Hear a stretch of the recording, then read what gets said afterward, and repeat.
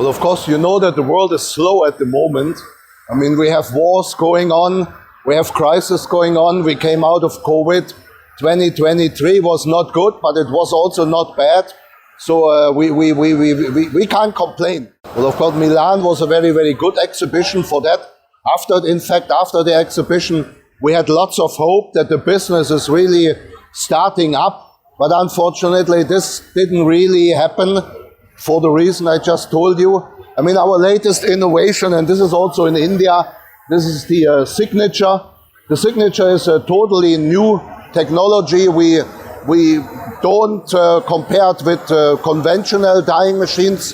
For example, to cut a long story short, we can run in the signature cotton reactive without salt, and we approved this here also in India. But we can also add salt, and we can save the dye stuff. So there's in both way, either you want to use this machine without salt, and you have a very clean effluent, or you want to use it with salt, and you have saving on the dye stuff. And this is in fact where we compete in the what we call it the non-conventional dyeing. We compete with cold-bed batch, we compete with digital printing, and we also compete with CO2 dyeing on the signature. Well, this is in fact what keeps us alive as a German company. So we are not the cheapest, but in the past we always been researching on low water consumption, low energy consumption, low chemical consumption. We have the iMaster, which is running the liquid ratio at 1:4. We have the soft TRD S3, which runs polyester. It's a long tube dyeing machine, which runs polyester at the liquid ratio 1:6.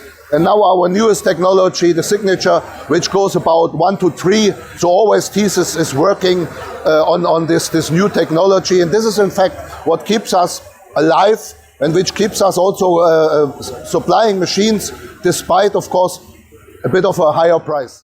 Well, India would be one of the most important markets for us. Yeah? I mean, the last few years, of course, India is growing on the textile market, and our turnover also in India have doubled in the last few years.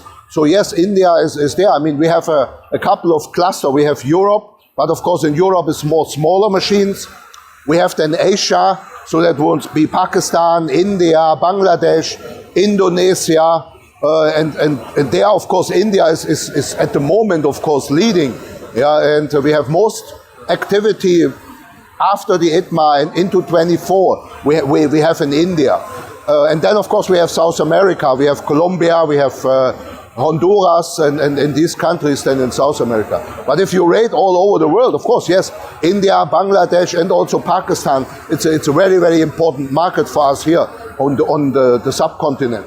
Yeah, but this goes together with your previous question, because Thies, as I'm saying, we are researching always in the lowest water consumption, and with the lowest water consumption comes low energy consumption, and it comes low chemical consumption. So, and this goes in both ways. One thing is, of course, if you have a low consumption, you have a low cost of production, but if you have a very sustainable product, and if you're looking for H&M, if you're looking for Adidas, for Nike, for all the big brands, they are looking for lower and lower water consumption.